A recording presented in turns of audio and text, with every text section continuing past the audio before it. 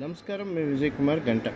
AP అసెంబ్లీకి ఒక కీలక సెంటిమెంట్కి ఏదో అవినాభావ సంబంధం ఉంది. అది ఎలా జరుగుతుంది, యాదృచ్ఛికమా లేదా అనేది చెప్పలేం. కానీ ఇప్పుడు 2014-19 మధ్య విపక్షాల దాటికి తట్టుకోలేక తీవ్ర అవమానానికి గురయ్యి అప్పటి విపక్ష నేత జగన్ బయటకు వచ్చేసారు. ఇలా 2019లో ఆయన సీఎంగా సభలో అడుగుపెట్టారు.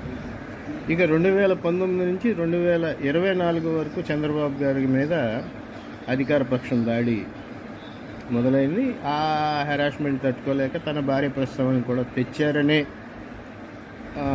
బాధతోటి ఆయన వస్తే ముఖ్యమంత్రిగానే సభకొస్తానని చెప్పి అన్నారు. మరి అది నెరవేర్చుకున్నారు. ఆ శపథం నెరవేరింది.